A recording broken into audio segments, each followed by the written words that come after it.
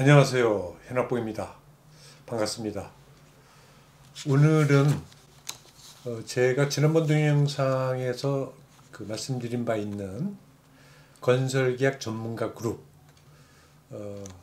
건설에 실질적인 좀 도움이 될 수 있는 그러한 활동을 좀 해보자 라고 해서 제가 좀 사람을 좀 모아봤어요. 근데 현재 한 17분이 참여를 하고 계신데요. 요 코로나 바이러스 관련된 해외 건설 현장의 클레임 어떻게 할 것인지 체크 포인트에 대해서 발표를 했고, 그것들을 간단하게 여러분들에게 설명을 드리려고 합니다.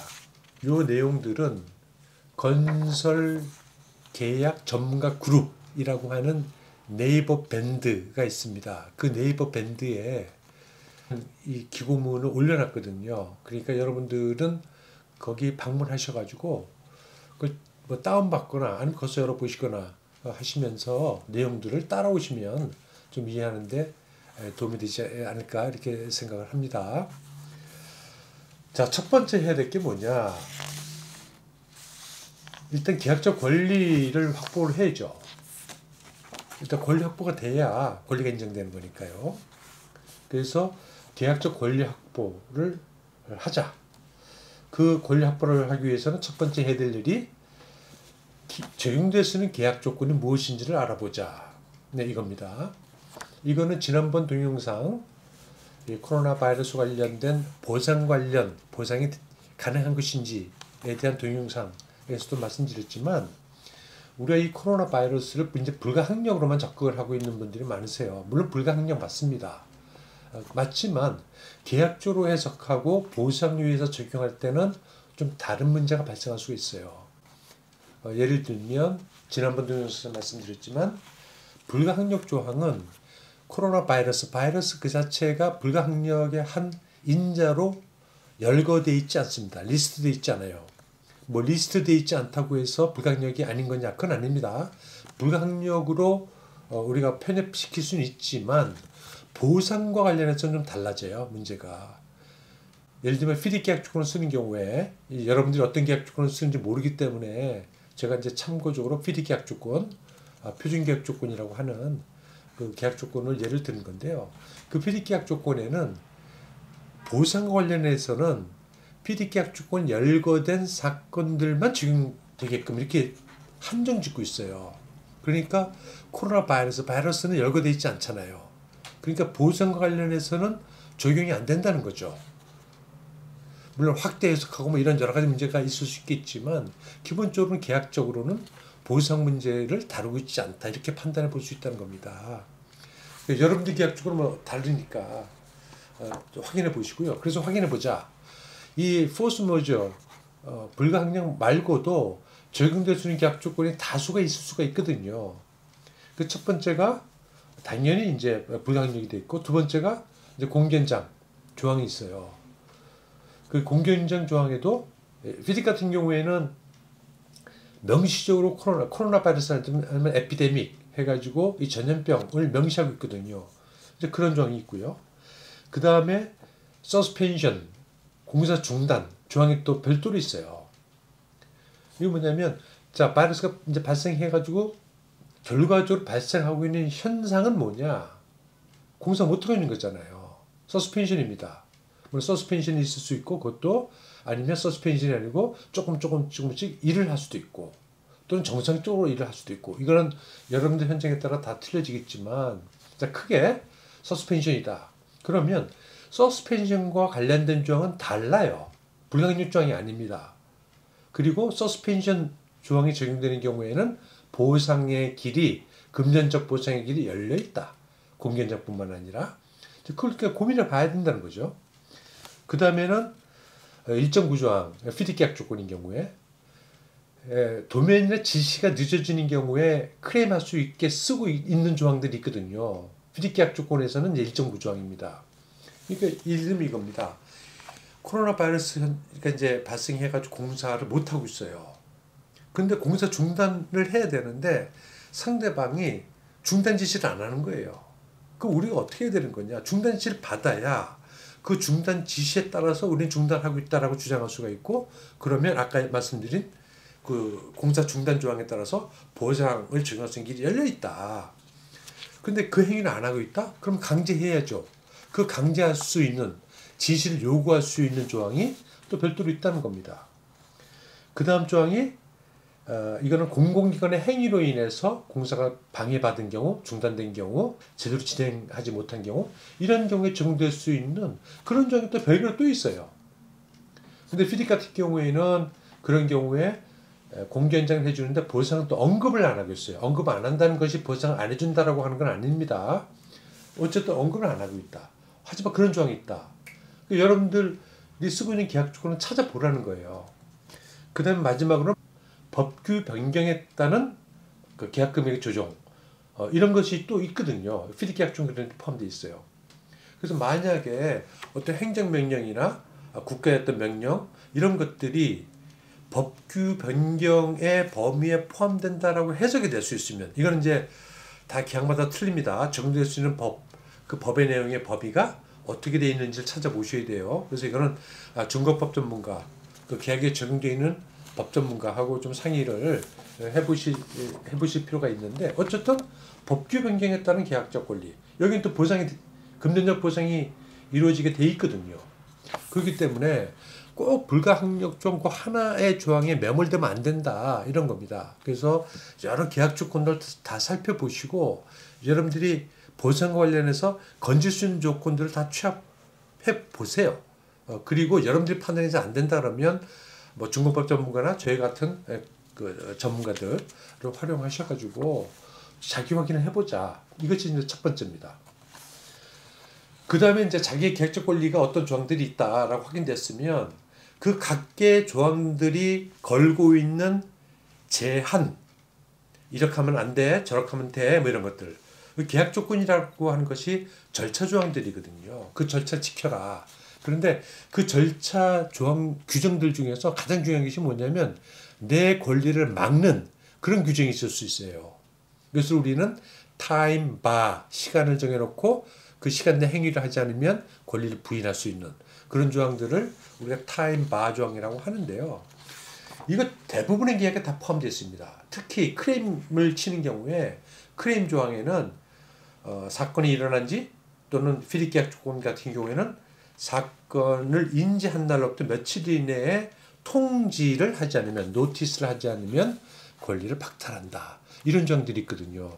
그러니까 그건 반드시 지켜야 되잖아요. 그래서 여러분들이 어떤 권리를 확인했으면, 그런 조항들이 있으면 그 조항들에 써져 있는 내용들을 잘 살펴보시고, 내 권리를 부인할 수 있는 그런 절차가 있다고 하면, 특히 통지, 이건 반드시 지켜야 된다. 그러니까 지금 늦었을 수도 있어요. 그러니까 빨리빨리 해서 여러분들 권리가 없어지지 않도록 하는 그런 행위를 하자라고 하는 거고요. 그 다음에는 이제 권리가 확인됐으면 이제 권리가 확보된 거잖아요. 그러면 이제 해야 될 것이 뭡니까? 우리가 클레임하기 위해서는 기간을 알아야 돼요. 어느 기간부터 어느 기간째 발생된 사건의 영향을 나는 금전적으로 또는 공기적으로 클레임할 거야. 그래서 영향받은 기간을 이제 판단해 보셔야 됩니다. 이거는 뭐 언제부터 스톱해 라고 명령과 있는 경우에 지킬 수 있고, 아니면 실질적으로 현장이 이제 중단됐으면 또 슬로우 다운 됐으면 그때를 갖다 확인해야 되거든요. 그래서 이거는 레코드가 반드시 있어야 됩니다. 그냥 막연하게 나 언제부터 스톱했어? 언제부터 슬로우 다운했어? 이런 주장만 가지고는 안 될 수 있다. 그렇기 때문에 그 시점 판단, 그 다음에 종료된 그 시점 판단, 시작과 끝점, 이 끝점을 판단할 수 있어야 된다라고 하는 겁니다. 이게 뭐 완벽하게 스톱됐으면, 중지가 됐으면 그래도 알아보기 쉽죠. 언제부터 언제까지 토탈 스톱, 제로, 생산성 제로. 그렇지않은데 스물스물 일을 했다, 또 일을 하라고 시켰다 라고 하게 되면 이 판단하기가 쉽지 않아요. 왜냐하면 그런 경우에는 할 수 없이 작업별로 여러분들 어떤 기간 있잖아요. 어렴풋하게 언제부터 언제일 거야 라고 하는 그 기간 있잖아요. 이제 어렴풋이 정해놓고 이제 뭘 살펴보셔야 되냐면 그 기간, 그 기간의 단위 기간, 그러니까 일 또는 뭐 그게 안 되면 뭐 한 달까지, 한 달은 좀 긴 것 같고요. 적어도 일 또는 주간 단위로 계획 대비 실제 생산성을 전부 다 기록을 하세요. 기록하셔가지고 이런 일이 없었으면 계획대로는 이렇게 100이라고 하는 것을 생산할 수 있었는데 이게 이 코로나 바이러스의 영향 때문에 작업이 지연됐고 그 지연으로 인해서 생산성이 80% 떨어졌다 또는 50% 떨어졌다. 이것을 입증해야 되거든요. 그래서 그러한 입증의 자료들을 준비를 하셔야 된다. 이거는 지금부터 매일매일 하셔야 됩니다. 그리고 당연히 보고해야죠. 나만 알고 있는 정보는 잘못하면 입증의 근거로 인정을 못 받을 수 있다. 누구로부터? 최종적으로는 이제 이런 사건을 판단하는 것이 법원 또는 중재가 되거든요. 그래서 거기서 인정을 못 받을 수 있다. 클레임은 입증의 문제입니다. 그렇기 때문에 그것을 해다. 자, 그러면 영향받은 작업 이제 기간 언제부터 언제까지 거야? 또는 나는 확정했죠. 언제부터 언제까지 이제 클레임 할 거야라고 했으면 뭘 하셔야 되냐면 그 기간 동안에 영향받은 작업들을 판단하고 그 작업들의 생산성이 어떻게 떨어졌는지를 하나하나 확인해 보는 겁니다. 이거는 이제 공정계획표라고 하는 것에 동원이 되겠죠. 우리가 흔히 얘기하는 베이스라인 공정표죠. 이 베이스라인 공정표는 공사 초기에 작성하는 공사 시작하기 전에 때묻지 않은 이 얘기는 뭐냐면 2차 시에 내 의도를 보여주는 공정표. 그래서 이걸 베이스라인이라고 합니다. 그래서 이것이 흔들리게 되면 어떤 문제가 발생했다라고 하는 거거든요.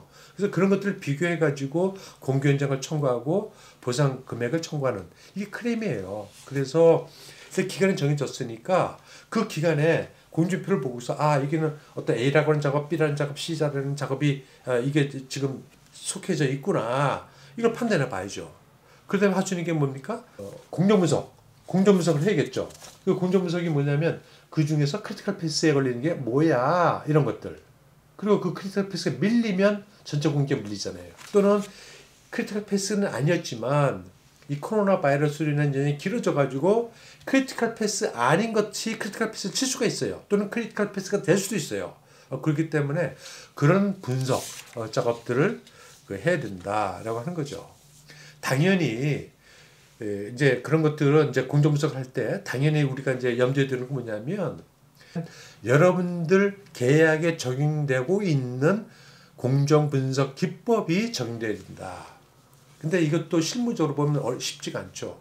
왜냐하면 공정이라고 하는 것이 많은 가정치들을 가지고 있습니다. 하루에 며칠 일한다. 어떤 경우에는 뭐 어떻게 해야 된다라고 하는 많은 가정치들이 들어가 있어요.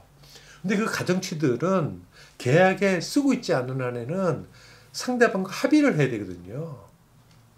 그렇기 때문에 그 발적 합의를 위한 길은 항상 열어놓고 이 공정분석을 하기 전에 반드시 발주자와 협의를 해서 이런 베이스로 해서 나는 공정분석을 할 거야라고 하는 것.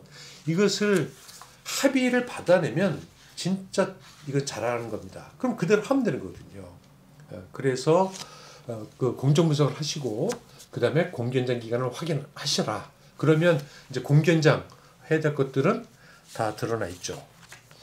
그 다음에 이제 돈 관련된 것들을 위해서는 당연히 이제 그 기간이 이제 우리가 주목해야 될 기간이 됩니다. 그래서 그 기간에 포함된 작업 항목들이 있잖아요. 그 작업 항목들을 확인하시고 거기에 리소스를 갖다가 전부 다 입혀봐야 돼요.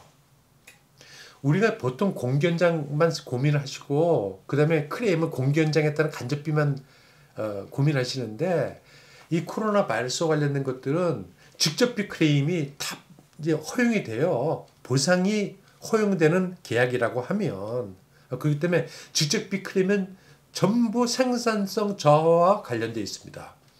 그러니까 작업을 알아야겠죠. 그리고 생산성 저하를 알려 그러면 어떻게 됩니까? 그 작업에 투입된 생산성 저하와 관련된 인자들, 사람하고 장비죠. 이 생산성 저하 클레임에 대한 실무에 대해서 또 동영상에 띄워놓은 게 있거든요. 근데 보시고 그렇기 때문에 리소스, 자원들을 전부 다 그 작업과 연결시켜야 돼요. 근데 이게 잘 안 되지. 왜냐하면 공정 그 계획을 짤 때 그 수백 개, 수천 개 그 액티비티들, 작업 항목들이 있는데 거기에 일일이 하나하나씩 리소스를 갖다 이렇게 분개해 놓는다는 것은 사실 불가능에 가깝습니다. 이게 프리마베라의 문제이기도 해요. 그럼 어떻게 되느냐? 할 수 없어요. 그룹화 시키세요. 작업비를 좀 크게 우리가 적용할 수 있는 그룹 단위로 그룹화 시켜서 거기에 리소스는 이제 퉁칠 수 있잖아요. 넣을 수 있잖아요. 그러니까 리소스를 할당할 수 있을 정도로 묶어놓고 그렇게 접근하는 방법. 이렇게 해보자라고 하는 거죠. 그 다음에 뭡니까? 그 생산성 저하 크레임 유튜브에서도 말씀드렸지만 생산성 저하율, 저하량 이런 것도 구해내는 거예요. 이게 good period, bad period 우리가 이제 analysis라고 하는데 good period와 bad period 비교하는 거죠. good period는 뭐냐면 이런 문제가 발생 안 했을 때 정상적인 상황에서 내가 진행할 수 있는 생산성. bad period 뭐냐면 이제 코로나 바이러스로 문제가 발생해서 그 기간 동안에 실제로 내가 달성한 생산성. 이거 비교해 보면 생산성 저하율은 금방 나오는 거고 그 저하율에 따른 손해를 클레임하는 것이 직접비 클레임의 핵이에요. 그렇기 때문에 그런 것들을 우리가 이제 해보자. 그렇기 때문에 직접 공사와 관련된 이제 클레임 그거를 할 수가 있을 거고요. 그 다음에 이제 간접비. 우리가 보통 이제 관리비라고 하는 것은 이제 오버헤드라고 하는데 이 오버헤드에 대해서도 아마 제가 동영상 찍어놓은 게 있을 것 같아요. 그걸 보시고요. 오버헤드는 크게 두 가지로 나눠집니다. 현장 관리비하고 현장 밖에서 발생하는 관리비. 현장 밖에서 발생하는 관리비는 이제 본사 지사 관리비 이런 게 되겠죠. 그래서 이 오버헤드 클레임 관련된 항목들을 저희들이 이제 준비를 해야죠. 이건 이제 원가 그 자료하고 이제 직접 연관되어 있습니다. 근데 여기서 우리가 이제 좀 참고해야 될 건 뭐냐면 이게 시간과 관련돼 있잖아요. 관리비가. 그렇기 때문에 일회성으로 발생하는 비용은 빼나가면 됩니다. 그러니까 우리 원가 그 자료를 보시고 여러 가지 비용 항목들 있잖아요. 뭐 교통비라든지 뭐 인건비도 있을 수 있고 뭐 인쇄 광고비 그다음에 감가상각비 임대료 수수료 쭉 있잖아요. 그걸 보시고 그 큰 항목을 또 이렇게 여러 가지 좀 분개하셔가지고 이것이 주기적으로 발생하는 비용인지 아니면 일회성으로 발생하는 비용인지 그걸 이제 판단해 보시면 되는 겁니다. 근데 우리가 지금 고민하고 있는 클레임은 시간과 연관된 거잖아요. 그래서 우리가 시간과 함수 관계를 갖는 그런 비용들만 골라내자. 그래서 우리가 그런 비용들을 time related items, 시간과 연관된 항목이라고 이렇게 합니다. 예를 들면 부인비용, 현장 부인비용, 귀인비용 이건 시간과 연관돼 있지 않잖아요.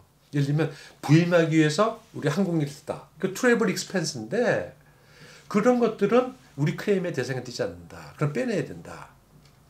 그런데 우리 휴가 비용, 휴가를 가기 위해서 타는 항공비용, 트래블 익스펜스는 이게 뭐예요? 이거 주기적으로 발생하잖아요. 4개월이 됐건 6개월이 됐건 뭐 여러분들 회사 현장마다 다 틀려지겠지만 그런 것들을 이제 골라내는 작업을 하시면 됩니다. 이제 그렇게 해서 하면 된다. 그 다음에 이제 클레임 문서를 작성해야겠죠. 보통 추천하는 거는 피라미드 형태의 어떤 그런 그 문서 구성을 여러분 추천드리는데요. 어쨌든 핵심 내용은 뭐예요? 계약적 법적 권리 아까 확인했던 거 그런 파트가 하나 들어가야 될 거고요. 그걸 설명하고 입증하는 그 다음에 공개 현장에 따른 공개 현장 분석 기법을 해가지고 이렇게 보니까 공개가 며칠 늦어져야 돼. 이제 그것이 또 한 파트로 들어가야 될 거고요. 세 번째는 뭐냐면 돈과 관련된 항목도 아까 정했잖아요. 그러니까 이제 기간. 그런데 이제 요즘 요거 아까 이제 그 현장 관리비 또는 본지사 관리비라고 하는 거는 사실은 공사가 현장 중단된 기간, 그 기간에도 임팩트가 있을 수 있지만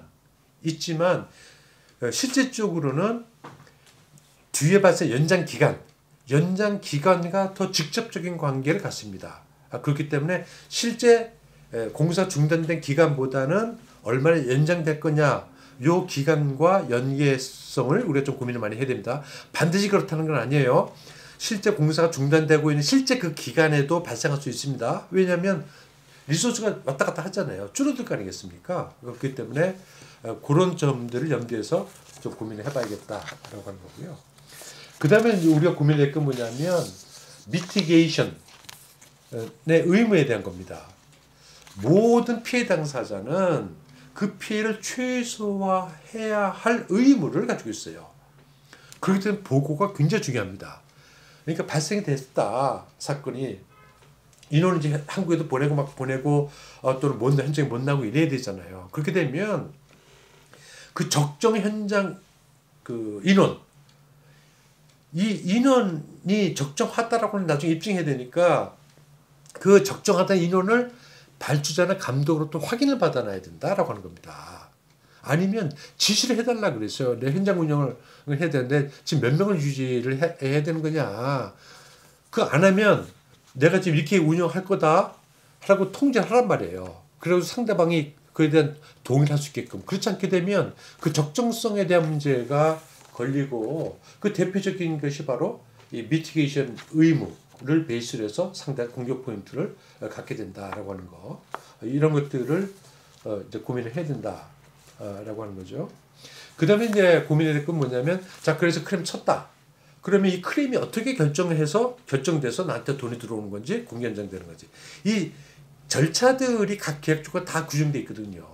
그렇기 때문에 이제 크레임 쳤으면 내 권리가 어떻게 결정되는지에 대한 그 조항들 찾아보시고 그 조항에 따라서 결정이 될 수 있게끔 여러분들이 움직여 주셔야 된다. 계약적으로. 편지 보내는 거죠. 예, 그런 식으로 해서 움직여 줘야 된다라고 하는 겁니다. 그러면서 이 크레임이라고 하는 것이 경우에 따라서는 대부분의 크레임은 사실은 다 분쟁으로 넘어갑니다. 분쟁 뭐예요? 서로 쌈박질하는 거죠. 그래서 분쟁 해결 시스템, 절차 이것도 염두에 두고 있어야 된다.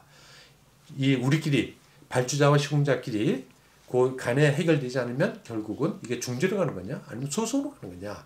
그러니까 중재는 어떻게 하는 거냐, 소송으로 가야 된다면 과연 내 권리가 보장될 수 있는 건지, 이런 것들에 대해서도 여러분들이 사전에 고민해야 된다. 그 다음에 이제 좀 극단적인 경우가 되겠지만 계약 해지와 관련해서도 고민을 해보셔야 됩니다. 이게 너무 길게 가게 되면 이제 계약이 달라지는 거거든요, 모양이. 그렇기 때문에 피딕 같은 경우에는 84일이 넘어가면 불가항력 사건이 발주자나 시공자에게 계약을 해지할 수 있는, 타결할 수 있는 그런 권리 주거든요. 그래서 이건 전략적으로 여러분들이 지금도 고민해 보셔야 된다. 이렇게 길게 가고 있어요. 한두 달 내에 끝나면 좋겠는데 그게 아닐 것 같아요. 그렇기 때문에 이제 전략적으로 계약 해지에 대해서도 좀 고민해 보셔야 된다. 그 다음에 이제 마지막으로 하도급 계약, 하도급자들의, 여러분들 원청사라면 뭐 여러분들 하도급자라면 지금 말씀드린 거 전부 다 여러분들 검토 같이 하시면 되는 거고요. 원청사라면 크레임은 결국 하도급자를 위해서 쳐준다는 생각을 가지셔야 돼요. 여러분들 일을 안 하시잖아요. 하도급자들이 전부 다 생산을 해내고 그들의 리소스가 투입되는 거 아니겠습니까? 그들의 리소스 써서 크레임을 해야 되는 거기 때문에 거짓말 하시면 안 돼요. 여러분들 가공하시면 안 됩니다. 그래서 하도급 업체들에게 다 나눠주는 돈이다라고 생각하시고, 여러분들 그 대신에 이제 간접비, 이거 여러분들 거니까 그걸 가져오시고 해서 하도급자하고 지금부터 협의를 하세요. 그래서 하도급자 크레임 치게끔 허용해 주시고 그 크레임을 받아가지고, 근데 그걸 발주자부터 인정받으려면 어떻게 돼야 되겠습니까? 함재으로 쳐줘야 되잖아요. 그러니까 여러분들 좀 가르쳐 주세요. 모르면 가르쳐 주셔가지고 그들을 또 받아서 제대로 된 크레임, 그리고 제대로 인정받을 수 있게끔 이렇게 하시면 되겠다. 그 다음에 뭐 코로나 바이러스를 위한 우리 WHO의 권고라든지 각 국가의 권고, 이거 당연히 지켜야죠. 그 지키지 않고서 문제가 발생하게 되면 이것도 시공자의 규칙으로 이렇게 몰릴 수 있습니다. 그렇기 때문에 이런 식으로 하자. 예, 제가 좀 말이 좀 빨랐습니다. 좀 짧은 시간 내에 하려다 보니까 그렇게 됐는데요.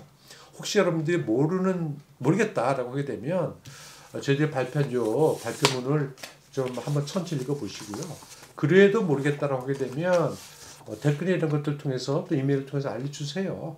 그러면 저희들이 여러분들을 위해서 이렇게 열심히 자문을 해드리도록 하겠고요. 중요한 거는 이 사건이 좀 커질 것 같아요. 그러니까 여러분들 스스로가 전문가라고 하면 하세요. 하지만 좀 될 수 있으면 뭐 저희 회사 안 써도 되고 저 안 써도 됩니다. 뭐 이런 거 하게 되면 꼭 뭐 너 선전하냐, 너 영업하기 위해서 이거 찍느냐라고 하는데 이거 해봐 돈 안 됩니다. 이 업 돈 안 돼요. 까놓고 얘기할게요. 그러니까 뭐 저희들 안 써도 좋습니다. 그러니까 다른 전문가, 해외에 많은 컨설턴트들이 있잖아요. 그럼 그 컨설턴트를 쓰세요. 쓰셔가지고 좀 전문가의 도움을 받아가지고 좀 성공했으면 좋겠습니다. 네, 오늘 여기까지 하겠습니다. 감사합니다.